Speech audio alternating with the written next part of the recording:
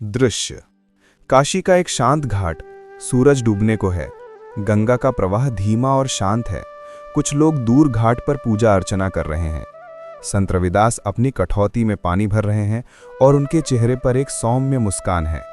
तभी वहां संत कबीर आकर उनके पास एक पत्थर पर बैठ जाते हैं। संत कबीर गंगा की लहरों को देखते हुए एक गहरी सांस लेकर, कहो रविदास, क्या देख रहे हो इन लहरों में? आती हैं जाती हैं, पर गंगा वहीं की वही है। ठीक वैसे ही जैसे इस दुनिया में लोग आते हैं जाते हैं, पर वो परम सत्य अपनी जगह अडिग रहता है। संत रविदास मुस्कुराते हुए अपनी कठौती से जल लेकर पौधों में डालते हुए, सच कहा कबीर भाई, मैं तो इन लोगों को देख रहा था। देखो, कोई आंखें बंद करके बैठा है, कोई माला फेर रहा है, कोई आरती गा रहा है। सब उस एक को ही पाने की जुगत में लगे हैं, पर मन तो अभी भी बाजार में ही भटक रहा है। संत कबीर एक तीखे व्यंग के साथ, हाँ रविदास, यही तो भ्रम है। लोग समझते हैं आंखें मूंद लेने से ध्यान लग जाता है। अरे, आंखें तो कोई भी मूंद ले, पर क्या मन को मूंदना इतना ही सरल है? शरीर बैठा है घाट पर और चेतना घूम रही है ठाठ में। इसे ध्यान कहते हैं ये भूले लोग। कबीर अपनी चिर परिचित शैली में एक दोहा कहते हैं, माला फेरत जुग भरा, फेरा न मन का फेर, कर का मन का डार दे, मन का फेर।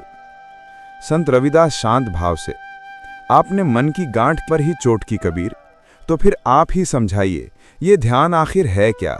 जिसे दुनिया एक क्रिया समझ बैठी है, वो असल में क्या है? संत कबीर, ध्यान कोई क्रिया नहीं रविदास, ध्यान तो एक अवस्था है। जब सारी क्रियाएं शांत हो जाएं, जब मन का भटकना रुक जाए, जब सोचने वाला ही न बचे, बस होना मात्र रह जाए, वही ध्यान है। जैसे कोरा आकाश, कोई बादल नहीं, कोई विचार नहीं, बस निर्विचार शून्यता। ये करने की नहीं, होने की बात है रविदास। संत रविदास गहरी सोच में डूबकर, अद्भुत, होने की बात कही, करने की नहीं। तो फिर सिमरन क्या है कबीर भाई? लोग दिन रात राम राम हरि हरि जपते हैं, क्या ये सिमरन नहीं है?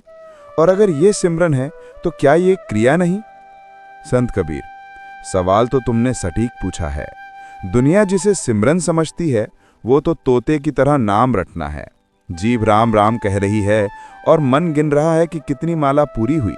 ये सिमरन नहीं, ये तो मन का एक और व्यापार है।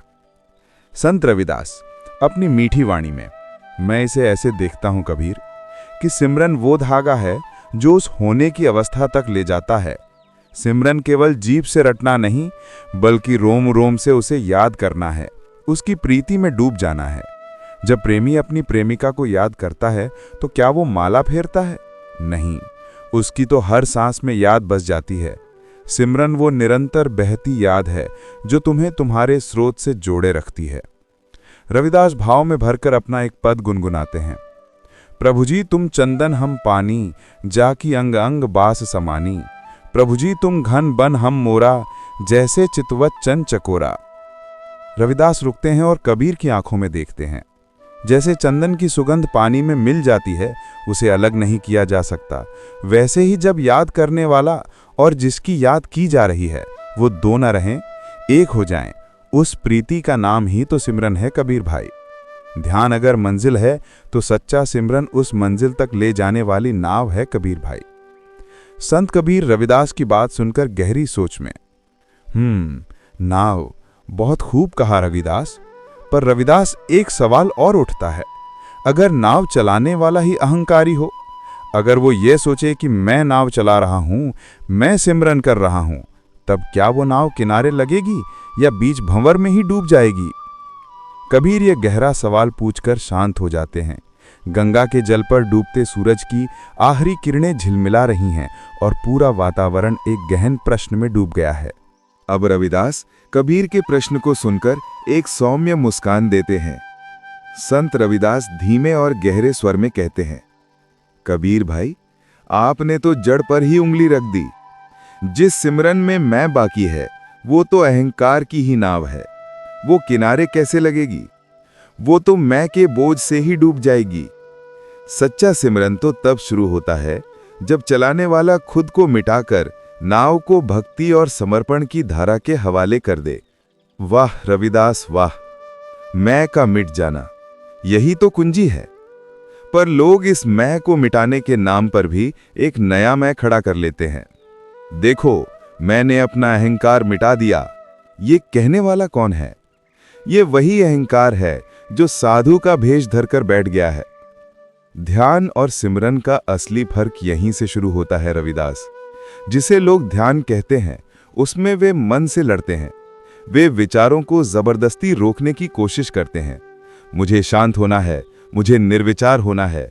ये कोशिश ही सबसे बड़ा विचार है, सबसे बड़ी अशांति है। ये तो मन पर एक तरह का अत्याचार है। और सिमरन? सिमरन लड़ाई नहीं, प्रेम है। यहां तुम विचारों को धक्के मारकर बाहर नहीं निकालते।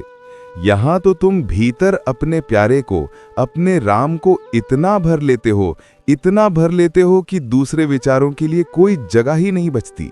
जैसे एक भरे हुए बर्तन में और पानी नहीं डाला जा सकता। सिमरन मन को खाली करने की प्रक्रिया नहीं, मन को एक से भर देने की कला है। जब मन उस एक के प्रेम में, उसकी याद में सराबोर हो जाता है, तो बाकी सब कुछ अपने आप बाहर छूट जाता है। कबीर भाव की पराकाष्ठा पर पहुंचकर अपना अमर दोहा कहते हैं, जब मैं था तब हरि नहीं, अब हरि है मैं नाही। प्रेम गली अति सांकरी, तामे दो न समाही। दोहे का अर्थ स्पष्ट है, जहां मैं है वहां परमात्मा नहीं, जहां परमात्मा है वहां मैं का कोई अस्तित्व नहीं। संत रविदास आंखें बंद करके मानो कबीर के शब्दों का रस पी रहे हों, कहते हैं, कितना सुंदर भेद बताया भाई। ध्यान एक सूखी जमीन है जिसे साधक जबरदस्ती जोतने की कोशिश कर रहा है, और सिमरन प्रेम का बादल है जो बरसता है तो जमीन खुद बखुद नरम और हरी भरी हो जाती है।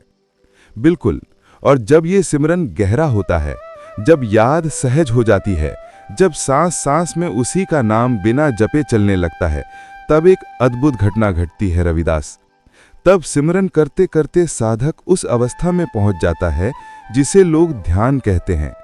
लेकिन ये जबरदस्ती पाया हुआ ध्यान नहीं होता, ये प्रेम की सहज परिणति होती है। इसे सहज समाधि कहते हैं। कबीर रुक जाते हैं। उन्होंने एक नया द्वार खोल दिया है, सहज समाधि का। रविदास अपनी आंखें खोलते हैं और उनकी आंखों में एक नया प्रश्न है। सहज समाधि यानी जो प्रयास से नहीं, प्रेम की अधिकता से सहज ही घटित हो जाए। पर कबीर भाई, ये अवस्था, ये कृपा किस पर उतरती है? वो कौन सा पात्र है जो इस सहज अमृत को धारण करने की योग्य होता है? रविदास का ये प्रश्न एक बार फिर वातावरण को गहन बना देता है। इसका उत्तर केवल कोई पहुंचा हुआ संत ही दे सकता है। अब कबीर रविदास के प्रश्न की गहराई में उतरते हैं। संत कबीर एक गहरी, शांत और स्थिर आवाज में, रविदास, तुमने वो सवाल पूछा है जो साधक के मार्ग का अंतिम पत्थर है। इसका उत्तर बहुत सरल है, पर उसे जीना सबसे कठिन।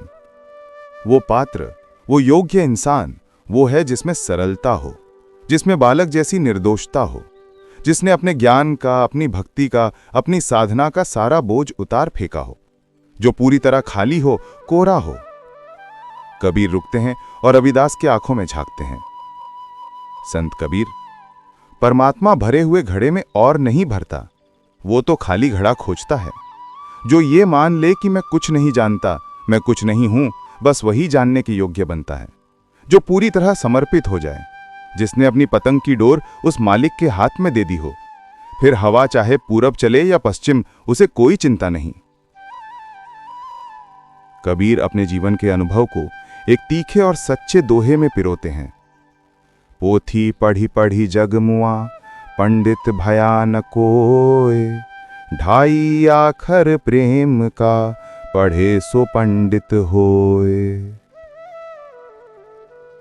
दोहे का सार हवा में तैर जाता है। सारा ज्ञान, सारे शास्त्र एक तरफ और ढाई आखर का प्रेम एक तरफ। संत रविदास हाथ जोड़कर, भाव विभोर होकर, सत्य कहा परम सत्य, सरलता और प्रेम, जिसके हृदय में हर जीव के लिए प्रेम है, करुणा है, जो किसी को ऊंच नीच जात पात में नहीं देखता, वही तो सच्चा पात्र है। उसका हृदय ही तो वो मंदिर है जहां परमात्मा का सिमरन सहज ही ध्यान बन जाता है। उसे ना तो जंगल जाने की जरूरत है, ना गुफा में बैठने की। वो तो अपनी कर्मशाला में बैठकर अपने हाथ से काम करते हुए भी उस सहज समाधि में रह सकता है। संत रविदास अपनी कठौती से एक चुल्लू जल उठाते हैं और उसे चांदनी में देखते हुए कहते हैं, जैसे इस जल में पूरा चांद उतर आया है, वैसे ही सरल और प्रेम पूर्ण हृदय में पूरा परमात्मा उतर आता है। सिमरन वो प्रक्रिया है जिससे हम अपने हृदय के पात्र को धो पोंछ कर साफ करते हैं, उसे निर्मल बनाते हैं। और ध्यान वो अवस्था है जब उस साफ पात्र में परमात्मा का प्रतिबिंब सहज ही झलकने लगता है।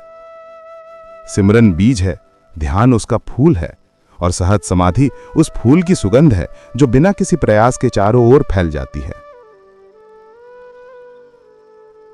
संत रविदास अपने बात को अपने एक पद से पूर्ण करते हैं जो उनके दर्शन का शिखर है।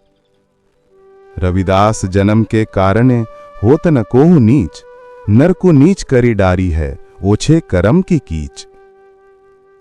अब कैसे छुटे नाम रट लागी। दोनों संत कुछ देर मौन में डूब जाते हैं। उनका संवाद पूरा हो चुका है। उन्होंने शब्दों के माध्यम से उस अवस्था को छू लिया है जो शब्दों से परे है।